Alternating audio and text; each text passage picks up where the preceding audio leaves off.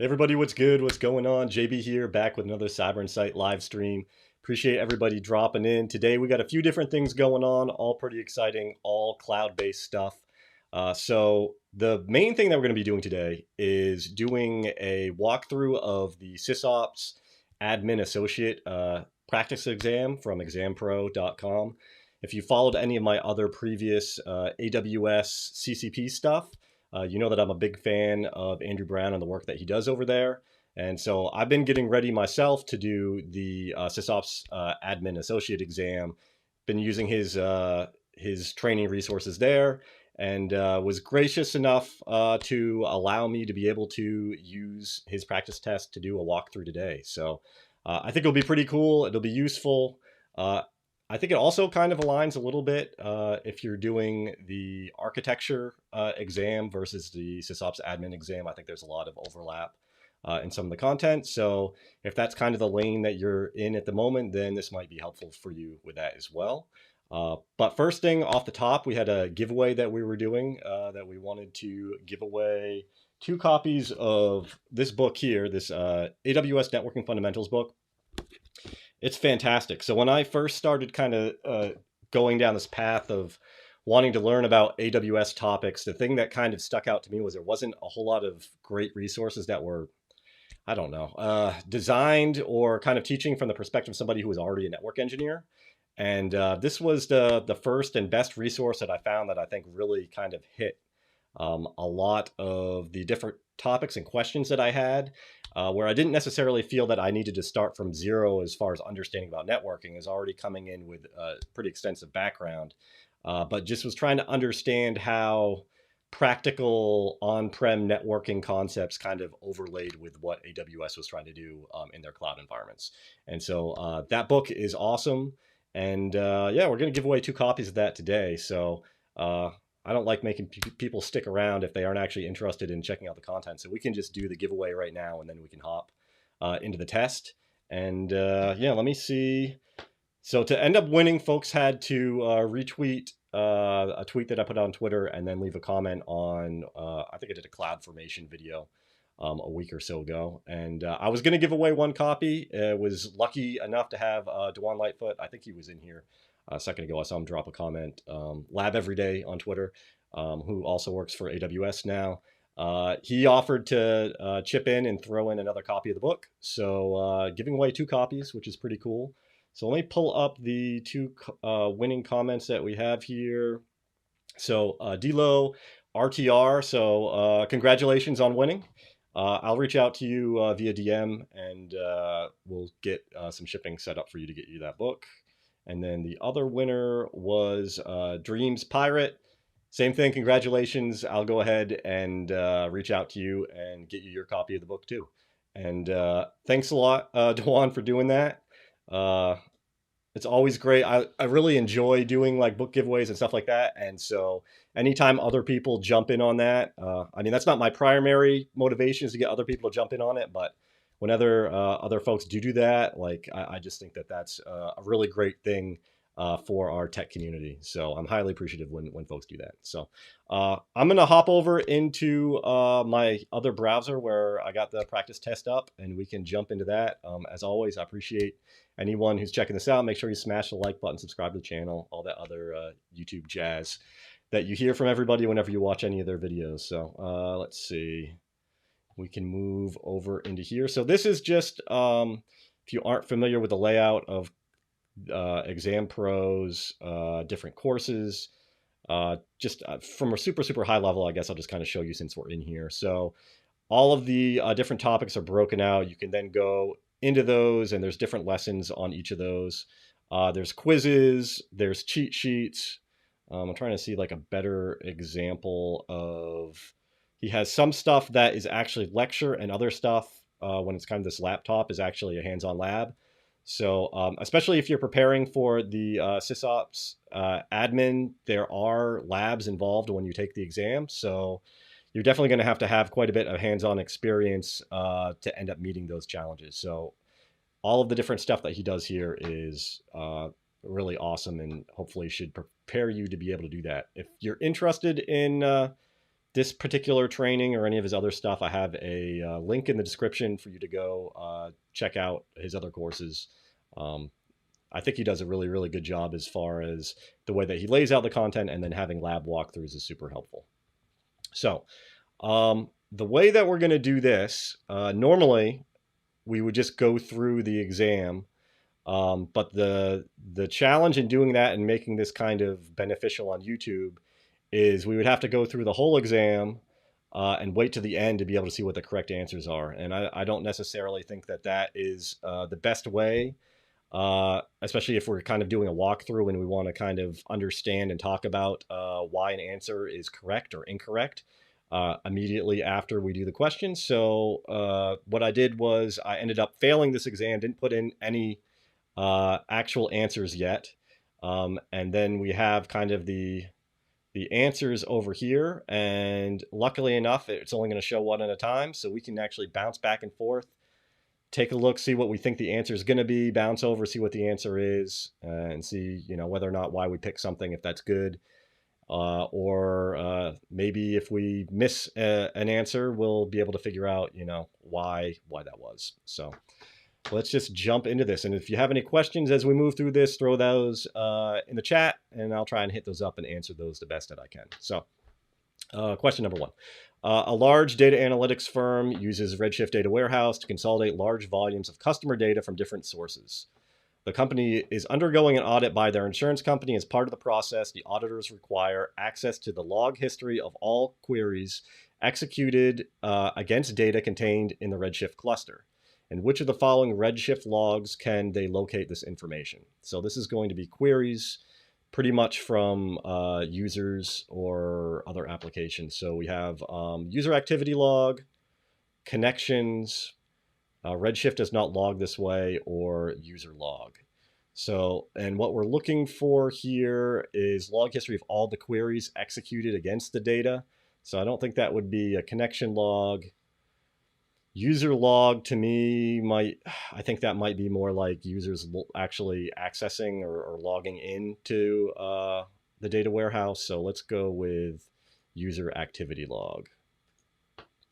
And then we can hop over here and see, yes. Okay, user activity log. The user activity log logs each query as it runs on the database. So that's exactly what we were looking for there. All right, next question. A company over time has accumulated dozens of EC2 instances inside their account, some of them running in different regions for different purposes. A security engineer is tasked with performing a security audit on all of the instances to assess their vulnerability to common attack vectors and ensure that they comply with the latest industry security standards and best practices. Which of the following could be used to most quickly meet this requirement? Okay, so AWS CloudWatch, really that's going to be more used for logging events from different components within your VPC.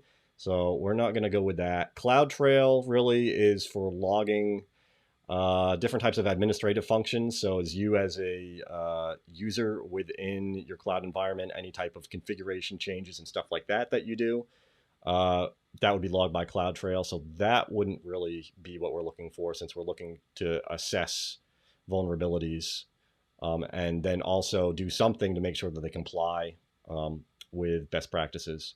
So that leaves us with Inspector and Trusted Advisor. So Trusted Advisor has recommendations that it gives you as far as some best practices, but I don't think it actually goes ahead and implements anything. And this is looking at stuff that might be security related, it might not be. AWS Inspector is definitely going to be a service that you're going to be using to assess vulnerabilities, and then also be able to use that to comply with different standards and best practices. So pretty sure that's going to be Inspector. Let's go take a look.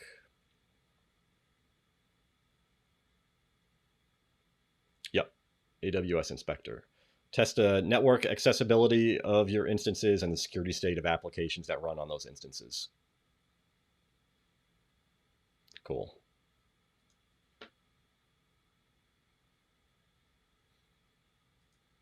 Hey, Professor Black Ops, appreciate you dropping in. I guess I throw up Dewan's congrats to both the winners. Again, appreciate that. All right, let's see. Question number 3. A developer is troubleshooting some performance issues with a single EC2 instance hosted on AWS. After investigation, they suspect that the issues are actually related to outgoing network traffic coming from the instance. Okay. Which of the following CloudWatch metrics will allow them to check the number of bytes sent out on all network interfaces by a single instance? So we're talking bytes. Normally when we're talking traffic, we're either looking at bytes or packets. So in this case, we're talking bytes, and we are talking about outbound bytes. So disk write bytes, no. Network packets in, no. We're not talking packets, and we're not looking at inbound. Network out, that might be it. We'll mark that. Network in, no, because we're looking outbound. And then network packets out, I'm going to say no because we're looking at bytes. So let's go network out.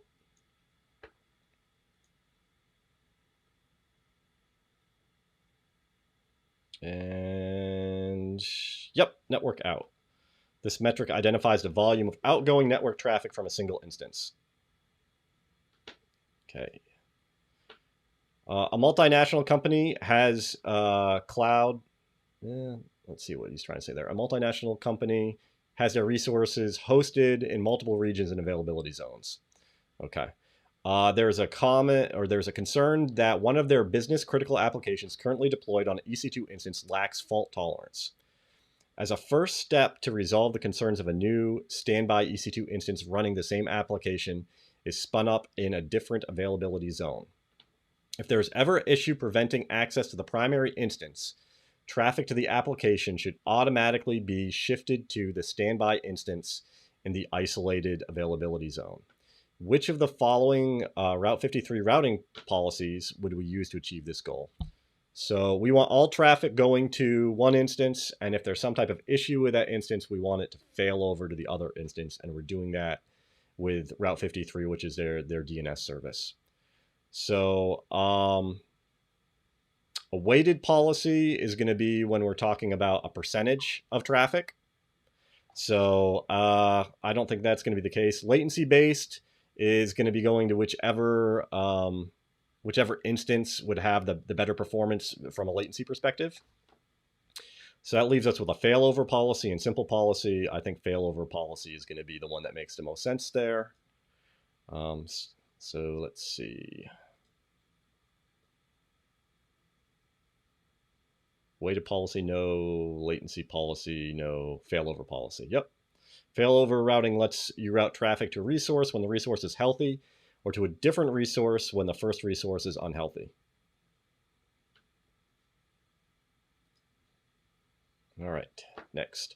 A company recently deployed an application on AWS which is focused on high volume, high frequency stock analysis workloads. The application is hosted on a high performance EC2 instance and leverages DynamoDB database to store some of the analytics information used by the application. The application is highly dependent on read performance offered by DynamoDB, which I believe is a NoSQL database. So when we're talking about relational databases versus non-relational databases, there is a requirement that Route 53 health check should immediately be triggered if the number of throttled read requests on DynamoDB exceeds a certain threshold. Which type of Route 53 health check can be used to meet this requirement? Okay, so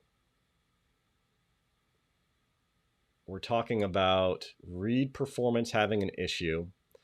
How would we be able to alert on read performance on the database, but have it be something that is a health check tied to Route 53? So a health check that monitors the endpoint, I don't think that is specific enough to what they're talking about as far as read performance. It's not possible to meet this requirement using health checks. I don't know that I like that. A health check that monitors other health checks. Well, that kind of sounds like Inception. But they aren't specifying what the other health checks is, so I don't know about that. And then a health check that monitors a CloudWatch alarm. So that seems to make sense. So CloudWatch, since we can use that for different types of alerting, if we have alerting set up in CloudWatch for that DynamoDB instance and its read performance, if an alert or an alarm is generated there, we could have a health check that's looking for those alarms in CloudWatch. So I think that that is the correct answer. Health check on, nope. Is possible to meet, is not possible, nope. You can do that. Yep, so it looks like the CloudWatch alarm. You can create a CloudWatch alarm that monitors the status of CloudWatch metrics. Cool. Yo, what's up, Chris? Appreciate you dropping in. All right, next question. A large organization has multiple departments working on AWS, with each department having their cloud resources isolated inside of different AWS accounts. The manager for each department is responsible for managing their own spending inside of their account. Based on a yearly amount of money they receive from the organizational overall budget, they need to carefully watch their spending month by month. Which of the following can the managers do to ensure that their spending does not outpace or exceed their expected budget for each month? So we got switch to reserved instance pricing.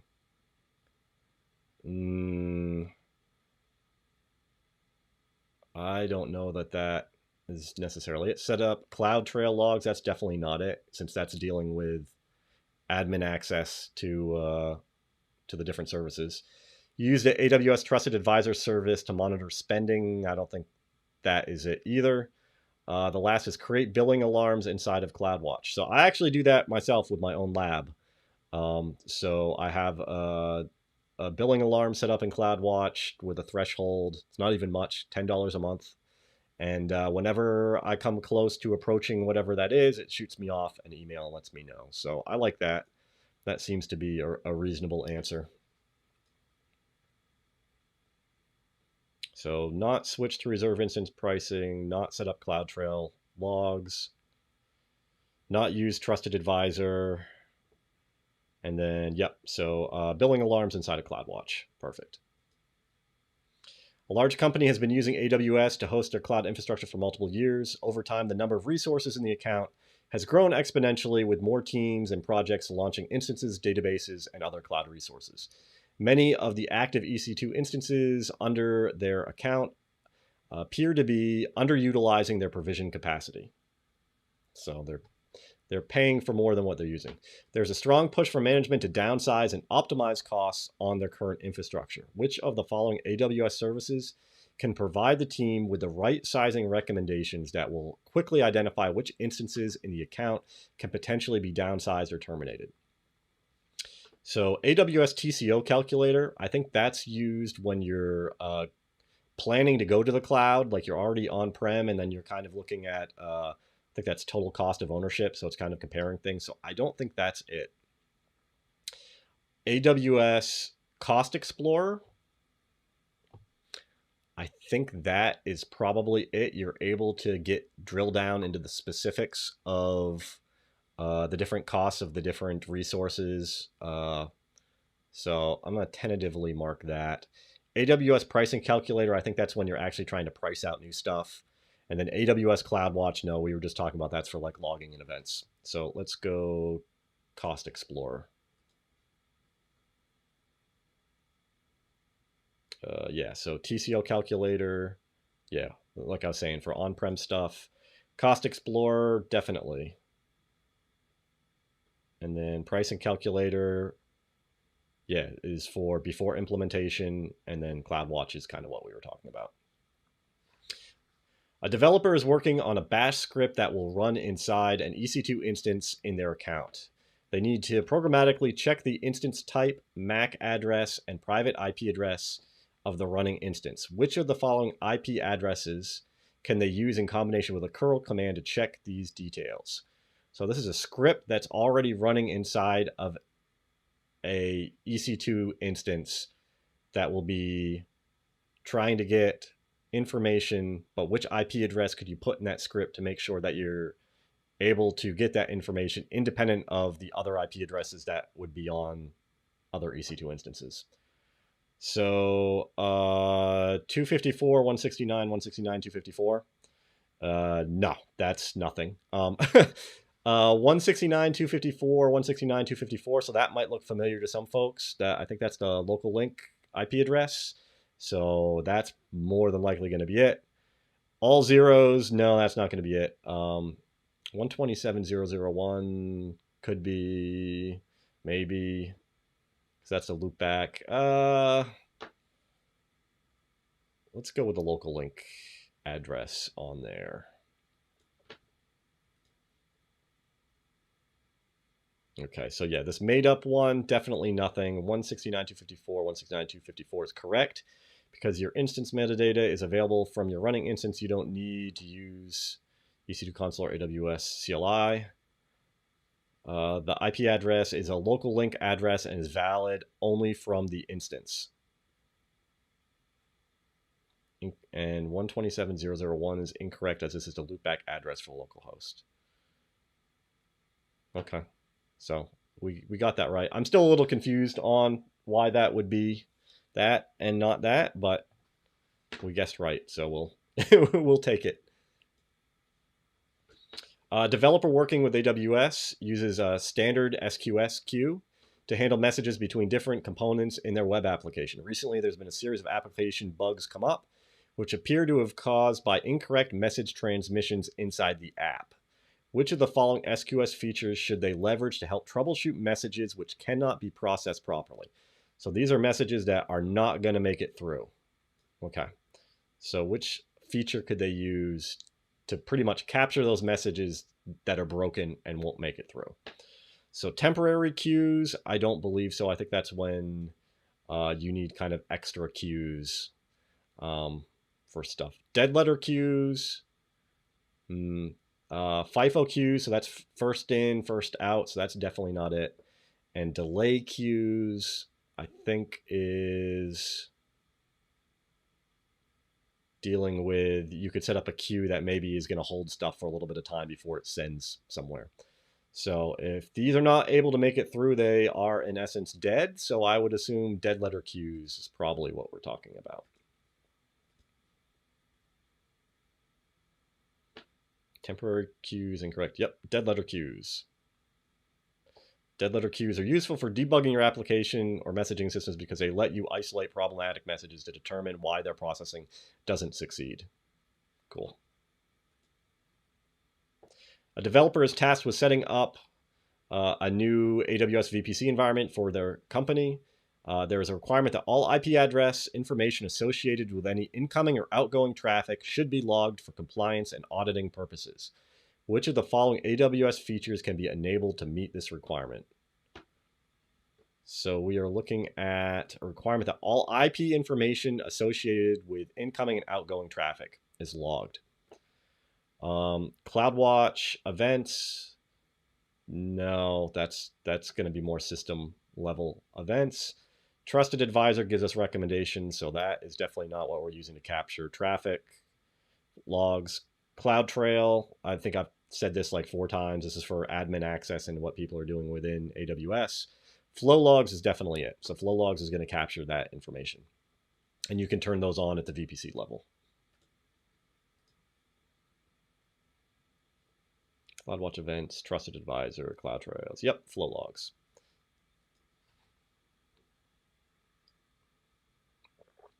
All right, a developer is using a large MySQL relational database structure RDS instance as the backend database for their application. Over the last few months, they have been troubleshooting issues with the application, which are causing massive amounts of duplicate read requests on the database. In turn, this was exceeding the CPU capacity of the underlying RDS instance and heavily reducing performance. The issues have been resolved, but they decided to set up a CloudWatch alarm to monitor for a reoccurrence in the future. Which of the following metrics should they aim to, or should they use to raise an alarm when the RDS CPU capacity is being exceeded? So we're looking for some type of alarm for CPU. CPU credit balance? No, I do not believe that is it. Disk queue depth? No, it's dealing with the disk and not the CPU. CPU credit usage. So these two kind of, I think, are tied together and not quite what we're looking for as far as performance-wise. I think that's more like what has been purchased or has the ability to be used. And CPU utilization, I think, is what we're looking for here. So yeah. CPU credit balance is a number of earned CPU credits. Disk queue depth has nothing to do with CPU, it's more IOs. CPU credit usage is the amount of CPU credit spent, and CPU utilization is the one that we're looking for. A developer working regularly on AWS has 5 on-demand EC2 instances hosted in the Canada Central region. They are starting a new project which will require the processing of some very large workloads. So they decide to start by launching 15 additional new on-demand instances in the region to help with the load. However, when submitting the new launch request, they receive back an error which states insufficient instance capacity. Which of the following would be the reason for that? So I could, just off the top of my head, I think that has to do with AWS's resource ability. We'll see if they got an answer that kind of aligns with that. The developer has exceeded the EBS volume limit. I'm going to say no. The instance store-backed AMI that used to launch the instance is missing a required part. Definitely not that. AWS does not have enough capacity to meet the request. I think that kind of aligns with what I was thinking. A root EBS volume is encrypted and you do not have permissions. No, definitely not that. The developer has exceeded their limit on the number of instances per region. I do not think that is it. I think that's a different error when you get that. So we're going to say AWS doesn't have enough to meet the capacity. And developer exceeds, nope. AWS is, yep. So if you get insufficient capacity when you try to launch an instance or restart stop service, AWS does not currently have enough available on-demand capacity to service your request. So give it a few minutes and try again. Let's see. A company with on-premise file server is looking to increase their storage capabilities by adopting the hybrid cloud storage model. There is a requirement that new storage solutions need to be mountable as an iSCSI device on the on-prem server. Which of the following storage solutions will meet this requirement? So just off the top of my head, when I read about the on-prem stuff, that always makes me think it's going to be some type of gateway. So let's see what they have. So we've got a file gateway, a volume gateway, a tape gateway, and an API gateway. So right away, we can take the API gateway off of there. So that leaves us with a file gateway, a volume gateway, tape gateway. We aren't talking about any type of tape stuff, and we're talking about iSCSI, so I would say we take the tape gateway away. And then when it comes to a file gateway or volume gateway, I think the key thing here is iSCSI and it being able to be mountable to multiple places. I think that's the volume gateway and not the file gateway.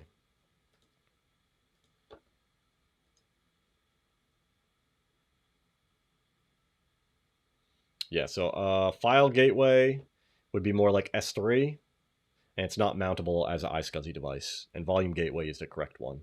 And then the other two just don't make sense based off of what we were already talking about. A company with a popular blogging website hosted on AWS uses Postgres SQL RDS database to store articles posted on the site. They have noticed over time that the loading of articles on the site is taking longer and longer for readers as more users start interacting with the site. Upon investigation, it's found that there's a very large amount of read requests being made on the database, which appears to be overwhelming the instance. There is a relatively low amount of write requests in comparison. Which of the following options would solve this issue while still remaining cost effective? Okay, so the main things that we have here are read requests, definitely being the culprit, and then another keyword or key term of cost effective.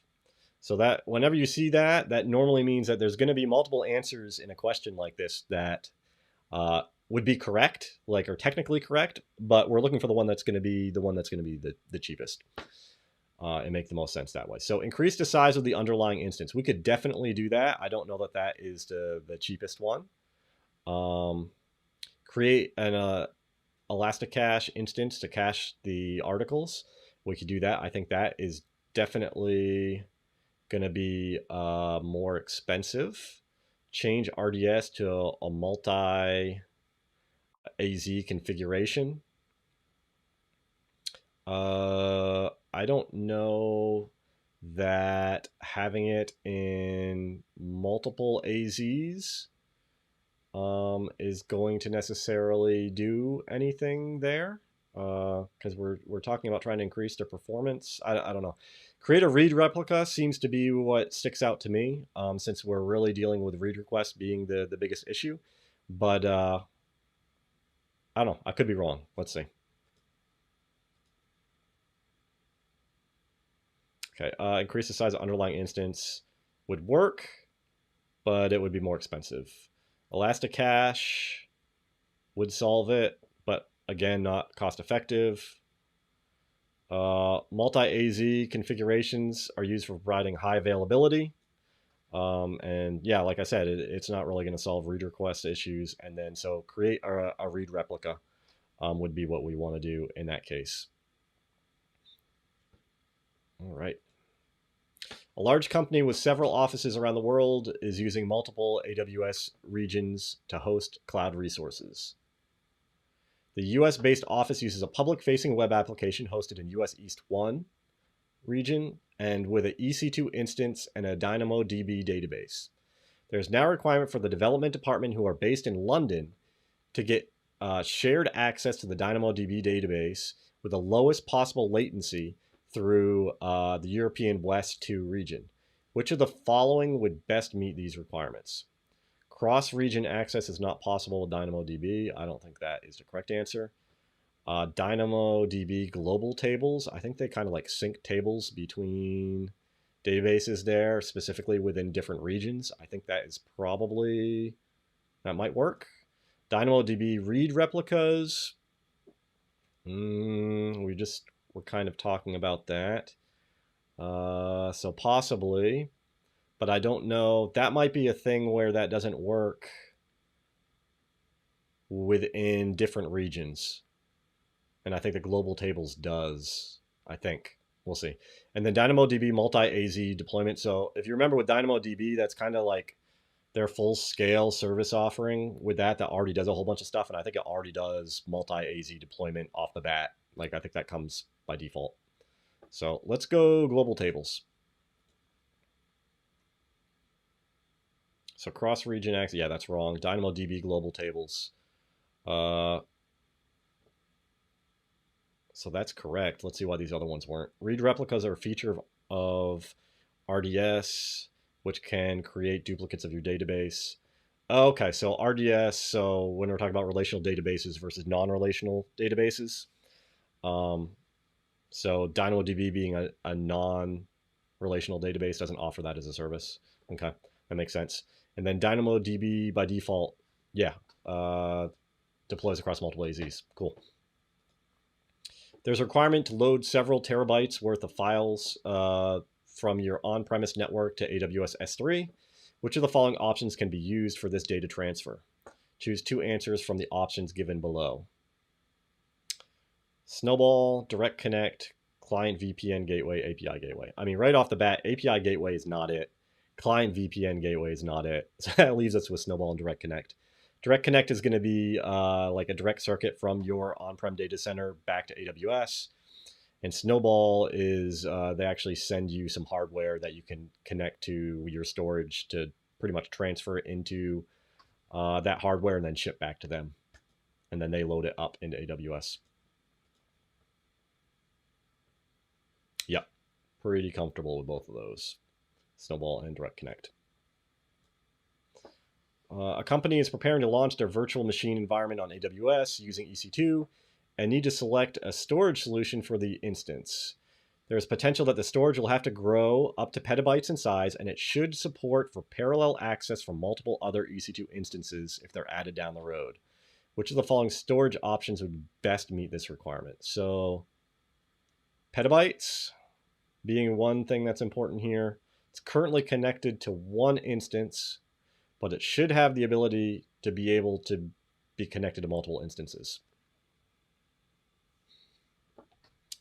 So what do we have here? So S3, I don't think is really what we would do there. We would just use that to just store files. We wouldn't actually connect that back to anything.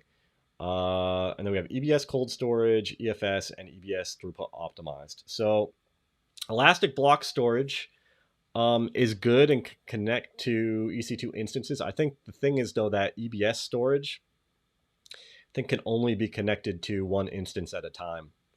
So if that's true, then that just will leave us with was it Elastic File Service or Elastic File Storage? I don't know, I'm not too great with acronyms. But EFS, which should be like a different volume storage that you can connect to multiple instances. So let's go with that. So yeah, not S3, not EBS, because it can't connect to multiple EC2 instances. EFS can, so there we go.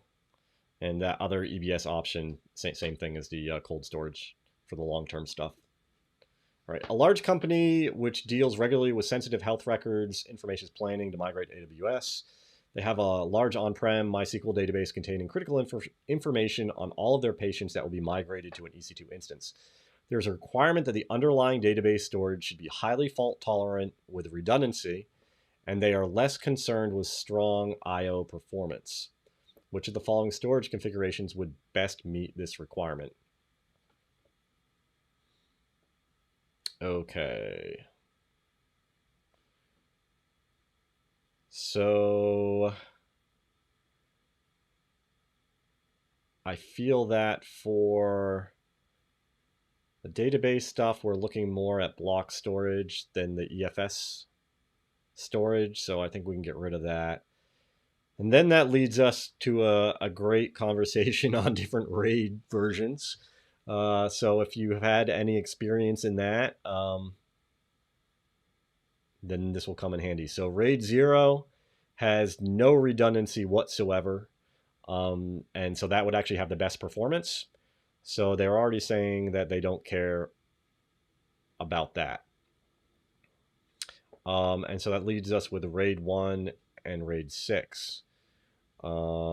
RAID 6 is going to be doing a whole bunch more striping, I believe, across the different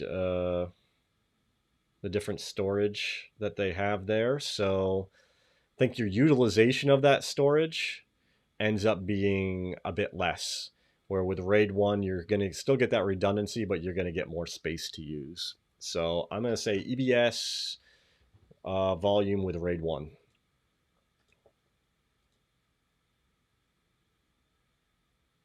Yeah, okay. EBS volume with RAID 1 mirrors your data. RAID 6 consume some of the IOPS available for your volumes. Yeah, fewer than 20-30% fewer IOPS than RAID 0. Increased cost factor, right? When you're dealing with, because you actually need more volumes. Yeah. Okay, cool. A developer working on AWS recently created a custom Amazon machine image which contains their new prototype web application. There is a requirement for them to share this new prototype image with someone else who is using their own AWS account and operating in a different region. The prototype is highly sensitive, so security is a big concern. Which steps should the developer take to grant access to the image for the other account? Publish the AMI on the AWS Marketplace. Most definitely not. Grant permissions on the private AMI for the other account. That seems reasonable. Copy the AMI to the desired region, because I believe AMIs are specific to regions. So that seems to make sense. Set up a cross-account role for the other account. I don't think that's it. And grant public permissions on the AMI. Definitely don't want to do that. Same as that top one. So I think it's pretty much copy the AMI to a different region and then grant permissions for the other account.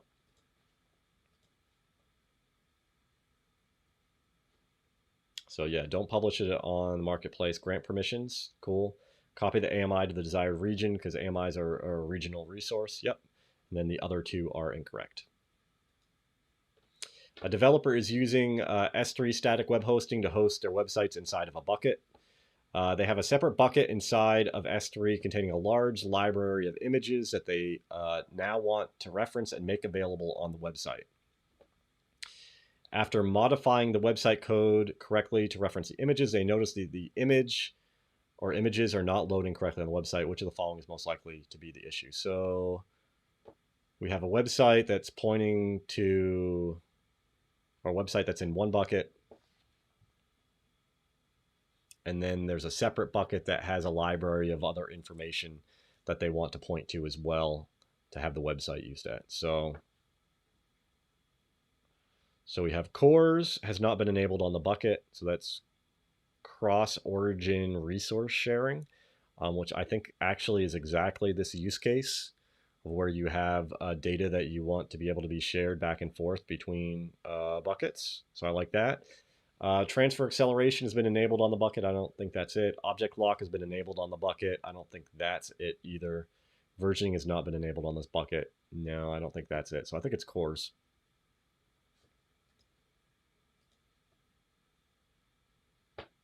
And yep, cores is the one.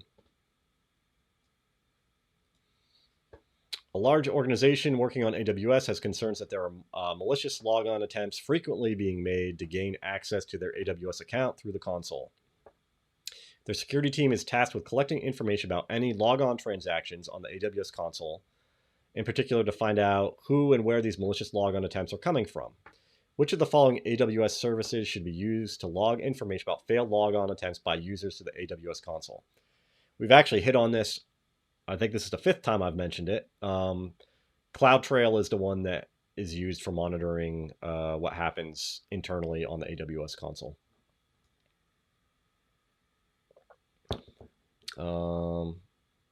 Yeah, I think that will suffice here. Let's see. So Macy, no, is used for trying to identify PII and other intellectual property. And then Shield is for denial of service, and CloudWatch is for events, so that leaves us with CloudTrail. A large corporation uses AWS organizations to centralize billing and isolate their different departments into separate AWS accounts. AWS accounts under the root organization currently have unrestricted access to services at their own discretion. Due to some out-of-control spending in the account, management has decided they want to restrict access to only specific AWS services that they need for their departments. So they're trying to lock down what's going on within their billing stuff, and who's able to do different things. Which of the following steps should their team take to meet this requirement? Remove the accounts from AWS organization? No, because that actually gives us the ability to kind of break things down a little bit. Organize the accounts into logical organizational units. So kind of like OUs in Active Directory, and then you can apply different rules to those OUs. Most definitely, that sounds good.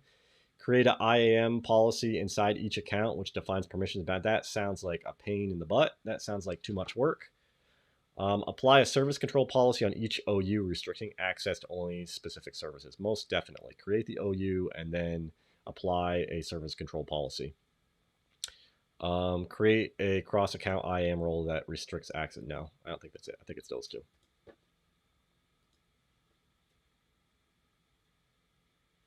So, yep, organize the accounts into logical OUs and then apply a service control policy on each OU. Yep.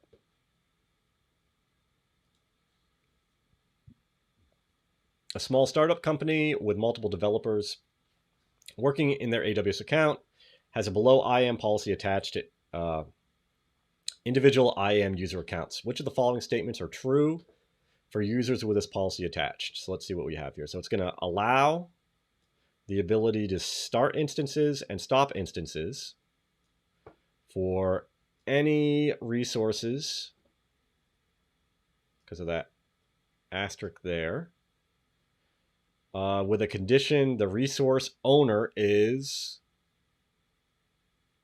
this string here, which means the resource owner, I'm reading this as pretty much you can only start and stop your own instances. So if you are tagged as the resource owner, then you can start and stop stuff. And then below that, allow get information, describe instances. Pretty much anybody can do that. Okay. Which of the following statements are true for users with this attached? They won't see any instances and will be unable to start and stop any instances. No. They will only be able to start and stop instances which are tagged with their IAM username as the owner. I think that's it. They will see all instances and all be able to start and stop all instances? No, because of this condition. They will only see instances which are tagged with their IAM username as the owner, but they will only see instances which are tagged with their IAM username as the owner, but can start and stop any instance. No. So I think we're going to go with number 2.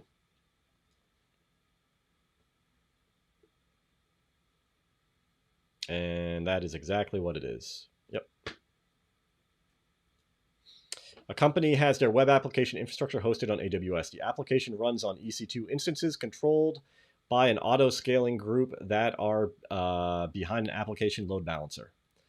A security engineer reviewing the system has noticed a large amount of malicious requests coming in which appear to be attempts at SQL injection on the website. Which of the following AWS Security Services can identify and block these kinds of attacks automatically using a predefined set of rules? So we have a web app. We got a server. That's a web app that is sitting behind an application load balancer and has a bunch of SQL injection attempts. So right off the bat, that is leading me to think of their web application firewall, which is able to protect against SQL attacks and other types of HTTP and HTTPS attacks. So let's see what I got here. AWS Shield, so that's for denial of service attacks. So I would say no. Security Hub is more about information, not necessarily protecting anything. Inspector, we talked about Inspector before as far as looking for vulnerabilities and trying to correct those. So that leaves us at the bottom here with AWS WAF. So I'm pretty comfortable with that. Let's see. Not Shield, not Security Hub, not Inspector, AWS WAF.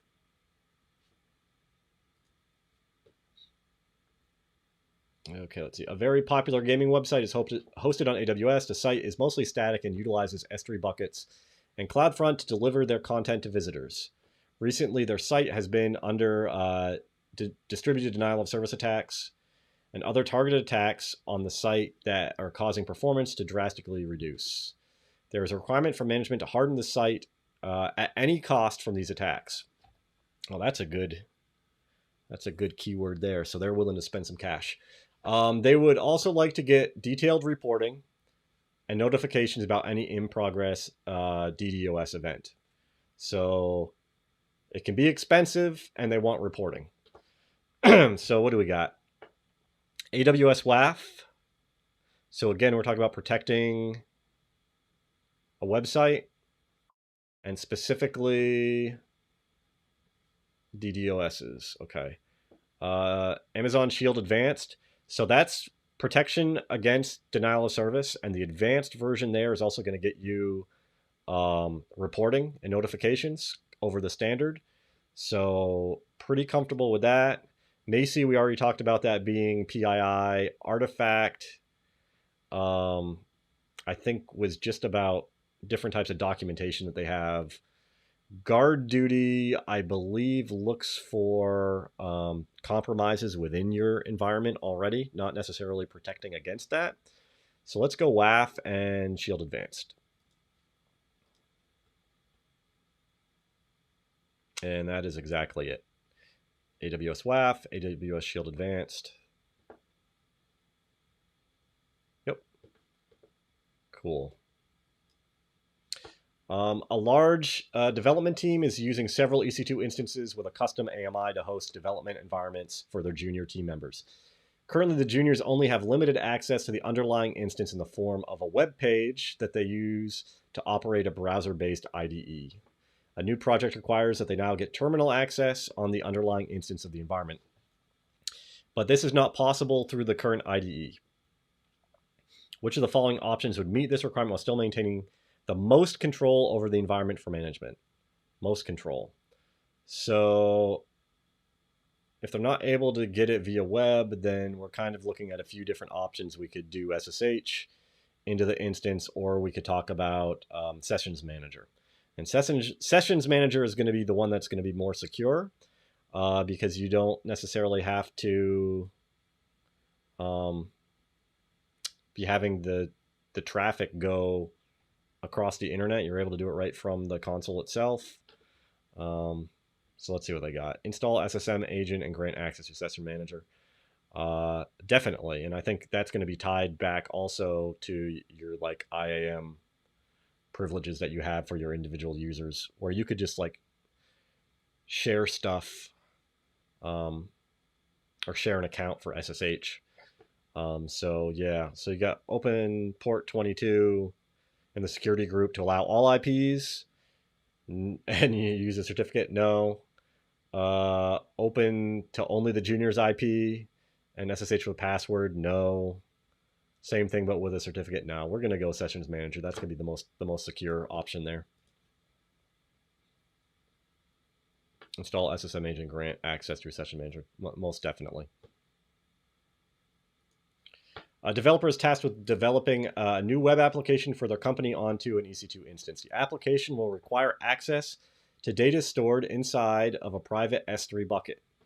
Also needs the ability to both read and write items from a DynamoDB table in the account. How should the developer go about setting up the required access for the new instance? So the application will require access to data stored in the bucket and the ability to read and write items from a DynamoDB table. So kind of talk about an IAM role that probably needs to be attached to the instance here. So store the required AWS key secret in the environment variables on the instance. I don't think so. Create an IAM role with the required permissions and attach it to the instance. Most definitely sounds correct. Store the required AWS key secret in the application code base. Yeah, that sounds horrible. Create an IAM user with the required permissions and attach it to the instance. So it's not going to be a user. We're talking about a specific role with the permissions attaching that to the instance.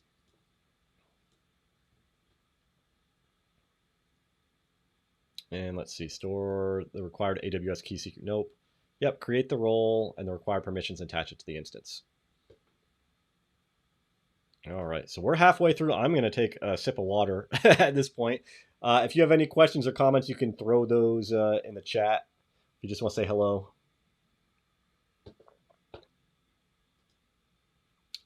Oh, cool. What is that? Esmery Tech from Massachusetts. Awesome. What part of Mass? I'm originally from Southern Maine, so I used to spend a lot of time in Massachusetts.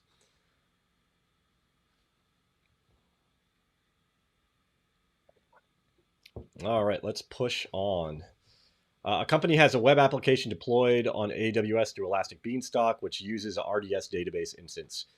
Reviewing their application logs, they've noticed what appears to be malicious requests coming from a few of their accounts. Upon further investigation, it appears all the traffic is originating from a single IP address. Which of the following actions would be the simplest way to block the traffic? Create a new Elastic Beanstalk deployment? Definitely not. So here you get into a thing talking about NACLs versus security groups, and NACLs being the one that you actually are meant to block stuff with. So I would say block the IP on the network access control list that is applied to that subnet. So we wouldn't be able to do the security group because you aren't really blocking with that. And then at the web app firewall, there's no talk about there actually being a web app firewall. So yeah, I would go NACL. Especially because they're talking about it being internal traffic that's causing the issue.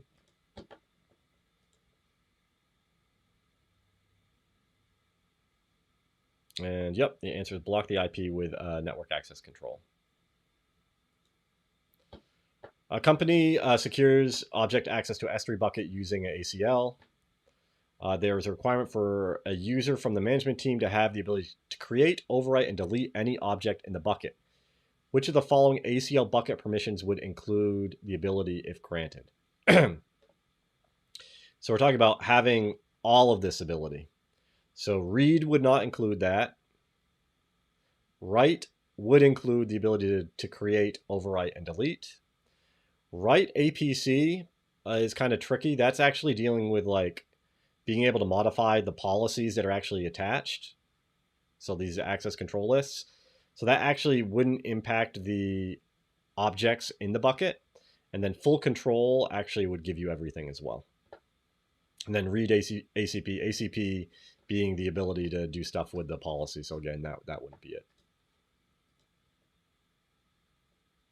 So we have write and full control. A large corporation has an on-prem data center that they're using to host a number of web services for their employees. They also utilize 2 VPC networks, both located inside the same AWS region, to host a virtual desktop environment. A new system is being implemented on-prem now, requires that a secure, high bandwidth, extremely low latency connection is established between the on-prem data center and both VPC networks on AWS. Which of the following solutions should they implement to meet this requirement?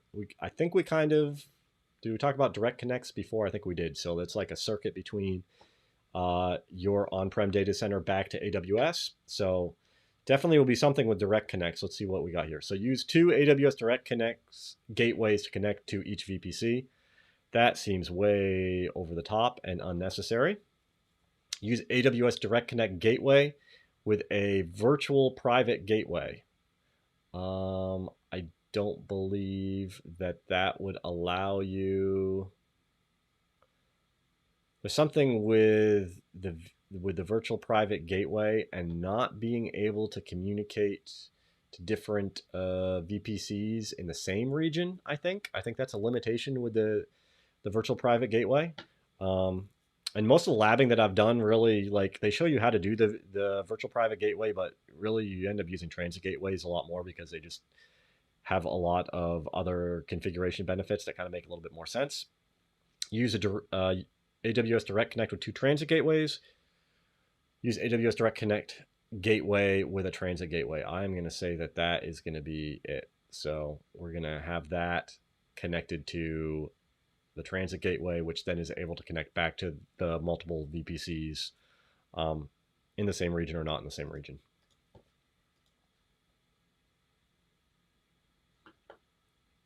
Yep, use AWS Direct Connect gateway with a transit gateway.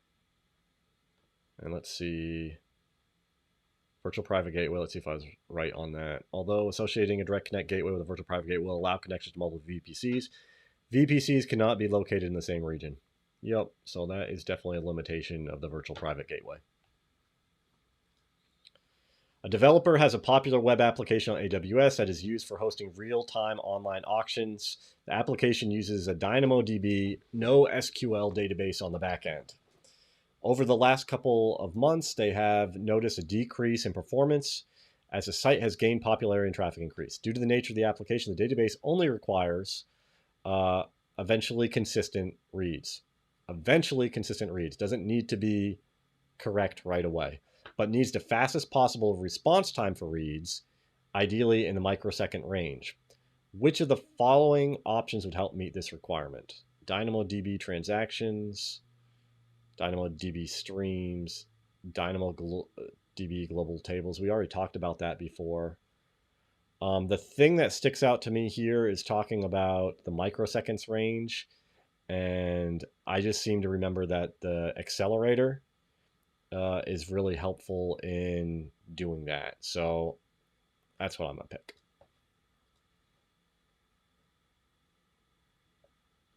And that's what it is. Designed for scale and performance. Certain use cases that require response times in microseconds. For these use cases, DAX delivers fast response times for accessing eventually consistent data. Yep. A developer is designing a serverless application that they intend to deploy on AWS.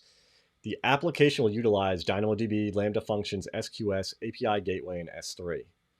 Communication between the services will be complex at times, requiring different actions based on inputs. and there is a requirement to design a visual workflow to make management easier. Which of the following AWS services could be used to meet this requirement? So whenever I see serverless and then also visual workflow to go with that, and kind of tying back all these different services that AWS has, I always think of step functions. And it's almost like I just remember it because you have all these different things, you have a process, and you need to step through it. So I see that they have that here, so I would say that's going to be the answer. EKS, the Elastic Kubernetes service, I don't think so. Lambda is already here in the answer, so I don't think so. And then batch, I think you could do some stuff with batch, but I think because we're talking about a visual workflow, step functions, I think is the correct answer.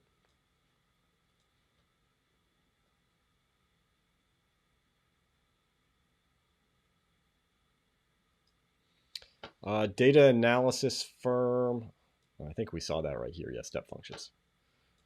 A data analysis firm is using AWS to run processing tasks against extremely large sets of data. The compute tasks being run on average take 8 hours to complete and are run on a weekly basis.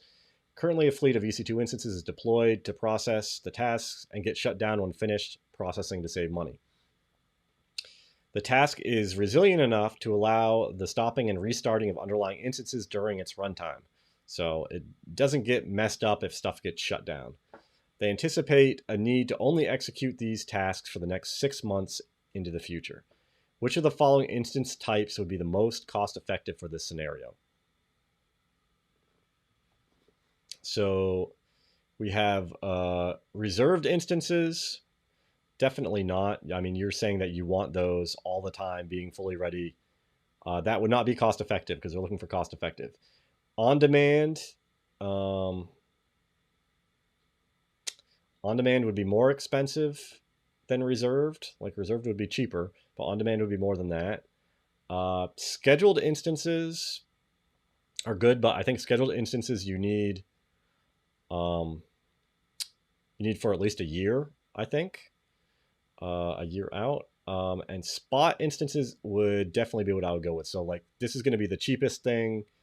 And since we don't care about stuff getting shut down, those spot instances, that's exactly what happens. Like they're available, and then if AWS needs those resources and they pull them back. So I would say spot instances.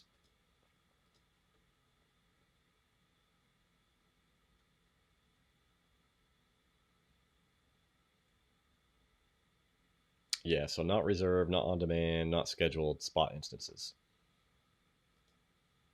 A company has several EC2 virtual machines hosted in their web application environment. They have an auto-scaling group configured to easily add. Oh no. They're like, oh, you've been doing it long enough. Let's see, we got this.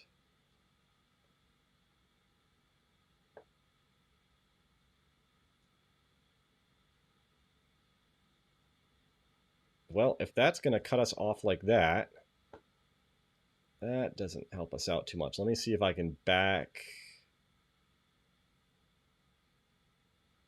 out to that. We can just review maybe the final question since we're kind of moving through it. We can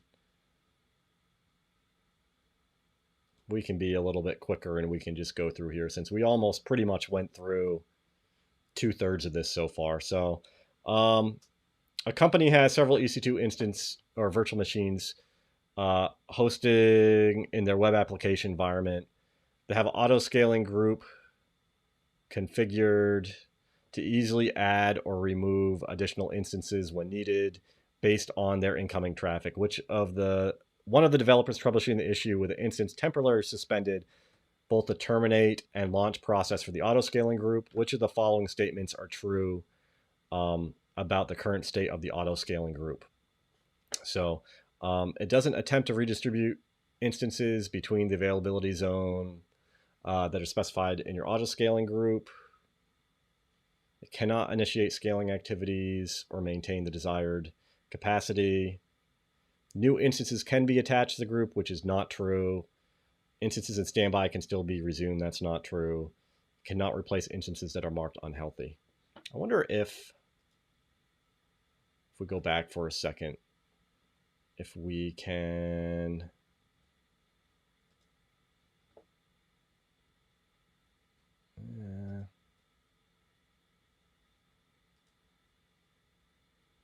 that's too bad that did that like that.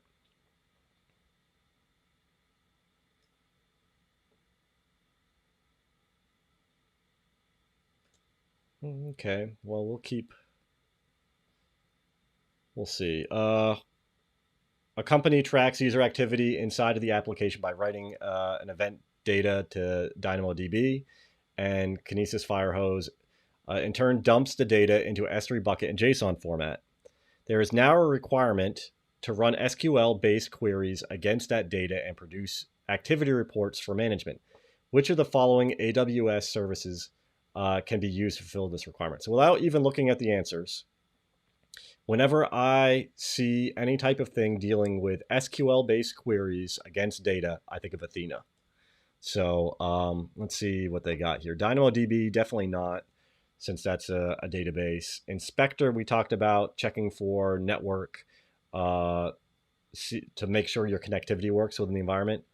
Athena is an interactive query service that makes it easy to analyze data directly, most definitely. And then Elasticache, definitely not that. So let's see. A company is using 2 isolated AWS accounts to host their cloud infrastructure. In one account, there's a VPC network and US East 1 region containing several EC2 instances housing business critical data on them. In the other account is a VPC network hosted in US East 1 or US West 1 region, which contains a Windows terminal server that employees utilize over remote desktop connection. So we have 2 different instances different instances in 2 different regions. The requirement is that the terminal server should have constant network access to the business critical servers inside of the other account. But they are concerned about traffic between servers being transmitted over the internet. So what can we do to make sure that they don't? Well, we want to do some type of VPC pairing in that case. So client VPN connection, no. VPC peering is kind of what I said, most definitely. Configuration not possible, and direct connect wouldn't necessarily make sense in that case. A company recently migrated their web application environment to AWS. In the process of migrating, they created a new VPC in US East 1 region with both a public and private subnet attached. Then deployed multiple EC2 instances into the private subnet and created an application load balancer to direct incoming user traffic to the instances. There is now a requirement that the EC2 instances should be able to access the internet but not allow any inbound traffic to reach from the internet. Due to the complex networking requirements of their web application, NAT configuration must be able to support custom port forwarding.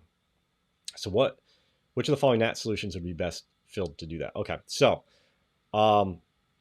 we actually covered this in my AWS networking video. So whenever you're doing any of these NAT devices, you're actually putting them in the public subnet. And then you have the routing table in the private subnet, point the default route to that NAT device. Now we have a few different options. We can either do a NAT gateway or a NAT instance. The NAT gateway would normally work, but the problems that you end up running into is something from a configuration perspective. And so if you have to do custom port forwarding rules, then you're going to need to use a NAT instance. So it would be a NAT instance in the public subnet. And let's see if they have that. In public subnet, deploy a NAT instance. Perfect. A developer is in the process of deploying a new web application on AWS. The app will be hosted in a single EC2 instance located in a private subnet of their VPC. Incoming traffic from the internet will be routed securely to the app through an application load balancer. Okay. There's a requirement that the underlying instance also have access to an S3 bucket in the account containing content that the web application needs for regular operation. Which of the following solutions would allow the instance access without being required or without requiring traffic to traverse the internet? So you have a private S3 bucket and you have a private EC2 instance that you don't want it going out to the internet to go to S3 to pull stuff. So anytime you have any private subnet that you need it to interact with different types of Amazon services, you can use what is called a VPC endpoint, and you can put that into that particular VPC and have your routes for, or you end up creating rules specifically for those different services that end up pointing towards that VPC endpoint. So create internet gateway, no. Interface endpoint, no. VPN endpoint, no. Gateway endpoint, so VPC endpoint right there. A company is migrating their web application environment to AWS. They set up a RDS database instance, multiple EC2 instances, and an elastic load balancer to help distribute incoming user traffic evenly. A new domain name has been purchased specifically to use with a new app, exampro.co. Which of the following DNS records must be created in order to route requests made on the zone apex for the domain name exampro.co? So when you're talking about the zone apex and kind of redirecting for stuff at the zone apex, then you want to use an alias. And let's see what they got. So text record, no, that's just kind of like some information. MX records are for email. CNAMEs is not going to work at the top level of your domain at the apex zone level, and alias is what is going to allow you to be able to do that. A developer is setting up Route 53 routing policies that will be used to connect incoming customers primarily located in North America and Japan with their application. An English version of the application is hosted on one EC2 instance. A second Japanese version is running on a separate instance inside the same VPC. Okay. Which of the following routing policies would allow traffic arriving from North America to hit the language version and traffic from Japan to hit the Japanese version? So you have a few different things here when it comes to redirecting traffic like that for Route 53. And the two that stick out in my mind are geoproximity and geolocation. Geoproximity is, you think about like proximity being close to something. So if the end user or wherever your resources are kind of like closer together, then geoproximity routing would make the most sense. But when you're talking about if traffic is coming from a certain place and you want to make sure it goes someplace else, then we're caring about the location. And so geolocation is the one that you would want to use in this instance. So let's see, geoproximity routing, latency-based routing, no. And we talked about that before in one of the earlier questions. So geolocation routing lets you choose the resources to serve based off the geographic location of your users.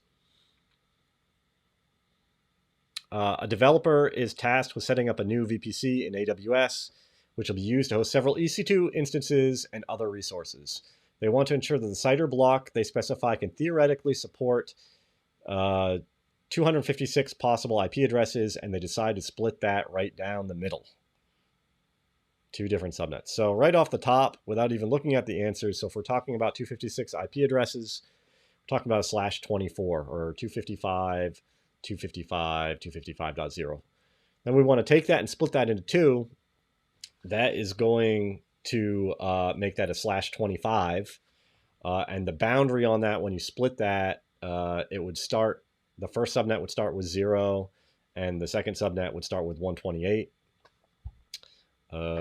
One interesting point with this, though, we really wouldn't have 256 possible IP addresses because AWS is going to take 5 right off the top of any subnet that you use. So just keep that in mind. So what do they got here? Not this guy, because this doesn't start on, the second subnet does not start on .100.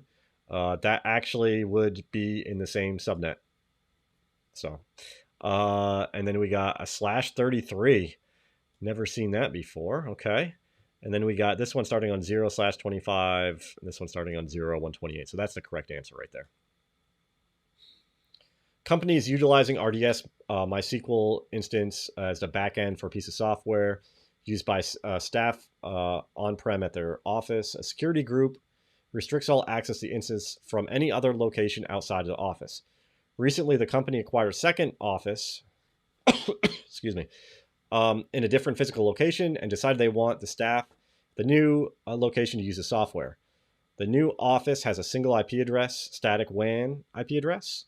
So they decide on adding a new inbound rule on the security group to permit traffic into the RDS instance. Which of the following would be the correct CIDR prefix to use to ensure a single IP address? So that's going to be a /32. So a single IP address is always going to be a /32. So we don't even really need to look at that. That's a network plus question right there. A developer is using API Gateway and AWS Lambda to expose a RESTful API for their web application. There's a requirement that all requests coming through the API should be traced and analyzed so that the developer can troubleshoot any issues between the gateway and underlying issues. Which the AWS services can a developer use to meet this requirement? So we're talking about RESTful APIs and being able to troubleshoot and see things. I always remember for APIs and trying to see information about that, X-Ray is the one that, and then we see that, yeah, that's actually the top one here. So X-Ray would be it when it comes to RESTful API gateways and being able to see what's going on there. Not Inspector, we already talked about. Accessibility, communication with an environment. Flow logs, we talked about, kind of like the IP traffic going back and forth. And then CloudTrail was admin access to AWS console and other AWS functions. All right, almost done. A developer is provisioning a new VPC environment inside their AWS account. They launch a new VPC in US East 1 region with default settings and then attach a single subnet with an internet gateway to it. After launching an EC2 instance into the new VPC and connecting through Session Manager, they notice that the instance does not have internet access. Which of the following must they do to make sure they're able to get internet access? So without even looking at the answers, if you have a host that you have in a subnet and you just added an internet gateway and you aren't able to get to the internet, your problem is your default route for that subnet, right? The routing table for that subnet does not have a default route pointing to that internet gateway. Let's see what they say. Route to the subnet's route table that direct links to the internet traffic to the gateway. Yep. A developer is tasked with creating a CloudFormation template to deploy a large number of cloud resources into their company's AWS account. The template includes a new VPC with multiple subnets, internet gateway, several Lambda functions, EC2 instances, and a DynamoDB table. It's a lot of stuff in a CloudFormation template. There's a requirement that specific resources only get deployed after the successful creation of resources or the deployment will fail. Which of the following CloudFormation attributes can be used or can be added to the resources to meet this requirement? So we're talking about having some type of thing that's checking on things to happen. And if that happens or something else happens, then that will make sure either we follow through with whatever's in the configuration or not. So metadata, no. Update replace policy, no. Update policy, creation policy, no. It depends. There's a depends rule that would go into effect there. A developer is designing a serverless application to be deployed on AWS using multiple services. The application requires the ability to send messages between different subcomponents of the application. So we're talking about queuing at this point, the queuing service. The solution needs to be able to support potentially thousands of API calls per second, but the order of the messages are received isn't necessarily important. So if the order of the messages were important, we would be talking about a FIFO queue, first in, first out. But since that's not the case, the other type of queue that we normally would deal with is a standard queue, and that doesn't matter, you know, like it will send stuff out. Sometimes it'll be out of order, but so if that doesn't matter, then the standard queue should be fine. So we got SQS FIFO queue, yeah. SNS topic, no. Yep, here we go. SQS standard queue.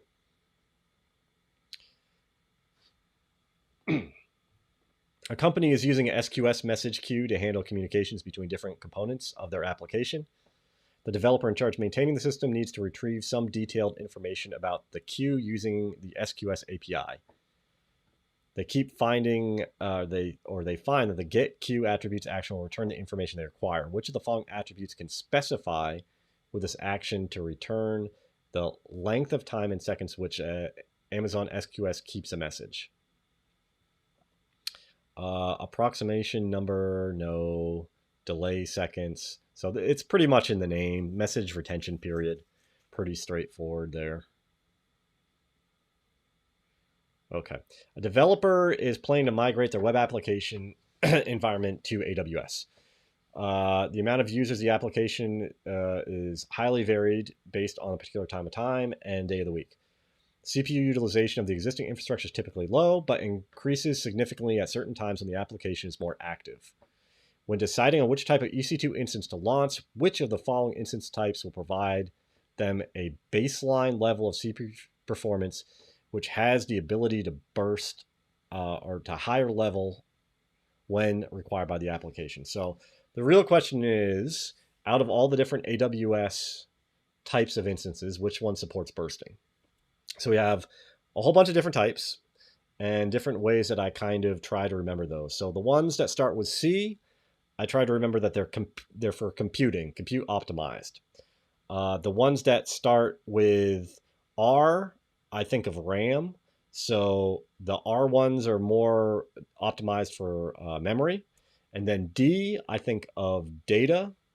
So I correlate that to being ones that are optimized for storage. And then T is the ones that are able to burst. And just, hey, burst ends with a T, and that's an easy way to remember it. So let's see what they have here. So yeah, so not C, not the C5, the T2, not the R5, and the T3. Yep. Company has urgent requirements to deploy their web application on AWS. Their IT department is familiar with AWS, but not confident in their ability to properly provision, scale, and monitor all of their cloud resources. Which of the following AWS services would allow them to automate their deployment process to automatically handle provisioning, scaling, load balancing, monitoring of the environment? So you got a web app and you don't know how to build stuff out within AWS. The answer for that is always going to be Elastic Beanstalk. So let's see what they got here. Step functions. No, we talked about step functions before, though, and how they're visual and kind of collaborate across different AWS services. Kinesis. No. EC2. It's not what we're looking for. Elastic Beanstalk. All right, 5 more questions. Company is hosting their website on AWS and uses an S3 bucket with the cross-origin resource sharing. We talked about cores earlier. Enabled for storage backend on the website. A developer tasked with setting up the bucket created the below cores configuration. Which of the following statements are true about this configuration? So what do we got? So allowed origin. So anything coming from this website is allowed to put, post, or delete. And then anything coming from anywhere else is able to get. So get is read, and put, post, and delete is really write and delete. So what do we got? Out of all of these, requests from ExamPro will be able to modify and delete objects, and then all incoming requests will be able to read objects. So that's pretty much what I said, kind of breaking that down. The developer is trying to automate the creation of multiple cloud resources associated with their application. They decide on using CloudFormation templates so that they can easily define the resources using infrastructure as a code inside of a YAML file. There's a requirement that a specific resource in the template should only get created if the output result is another resource is true. Which of the optional sections of the CloudFormation template can be used to define this behavior? So we're talking about there's a requirement that a specific resource is only created if an output of something else, of a output of a result of another resource is true. So that's a condition. There's some type of conditions. So metadata, no. Conditions right there. Yep. Mappings. If you actually have any questions on all this, I did a CloudFormation video a couple weeks ago where we kind of broke down all of the different types of configurations that are within the CloudFormation template. So definitely go check that out if you want a little bit more in-depth on that stuff. The company performs a regular analysis on sensitive customer data through Amazon Redshift data warehouse. Currently, they have automatic snapshots enabled on their cluster, but they are concerned that a potential outage in an AWS data center may leave them unable to access the data. For compliance reasons, they must have the ability to access their data in the event of a region-wide outage to AWS. Which of the following steps should you take to ensure the highest level of availability? So region-wide, ideally in this case, you'd have some type of backup from your Redshift warehouse to somewhere else in a different region, ideally. So create a multi-AZ Redshift cluster, no, because you're looking at multiple availability zones, not regions. Move the snapshot manually to S3 bucket in another region. You could definitely do that, but I think that would take more work. Configure Redshift to automatically copy a snapshot to another region. Yep, perfect. A company with business critical data in their application database is using RDS in a multi-AZ configuration for high availability. Which of the following scenarios would automatically trigger a failover of their database to one of the standby replicas in another AZ? So things that would cause that to happen. Let's say you do a reboot. Let's say you are doing some type of patching. Also, for some reason, the instance itself went down. I think that would be why that would automatically fail over. So what do they say here? Company office building, no. Operating system of the DB is undergoing patching. Yep. Developer creates a new read replica. No, when you create read replicas, it shouldn't actually cause any type of failover. Availability zone outage, and then developer reboots. Yep. Okay. Company has been hosting their web application environment on AWS for a number of years. Their production environment is using a classic load balancer for distributing incoming traffic, which was created during their initial AWS migration. And they haven't done much with it since then. A developer is now trying to make a case to management to upgrade key components of AWS environment, and that identifies this as a potential area to address. Which of the following are differences in switching to application load balancer compared to classic? So right off the bat, there's a difference in the way that they bill. There is a difference in the different types of routing that you can do with it. I can't remember what else. What else I got here? Decreased performance compared to classic load? Definitely not. Support for containers. Okay, that's a good one. I didn't remember that. Support for routing requests to multiple applications on a single EC2 instance. Yep. Billing done the same way. Support for path-based. Yeah, so they got some different routing options. All right, the final one. Startup company has its web application environment hosted on AWS. The current production environment consists of a single EC2 instance with a managed RDS database instance. After a successful viral marketing campaign, they find their application suddenly has a large influx of new users overnight, heavily increasing the load on the EC2 instance. Which of the following would be the simplest way that they can scale out an environment to quickly handle the traffic? So I actually did a lab on this that I haven't posted yet, but will be posting soon. And pretty much the quickest way to do this without actually taking anything down is to create a auto scaling group with the current EC2 instance, and then attach it to a load balancer, and then stuff should just be good to go. And then you don't have to worry about taking anything down or spinning up more stuff or building stuff out that, trying to rebuild whatever your solution is. The auto scaling group is the easiest way to do it. All right. So that is the end of that. Whew. So I appreciate whoever stuck around with this. Yeah, that's an hour and a half of practice test, and then kind of ran into a little bit of a technical difficulty there at the end. I mean, you can even see my my screen there in the back shut down. So yeah, if you got any questions, you can throw those in there or throw them in the comments. I'll hit them up later.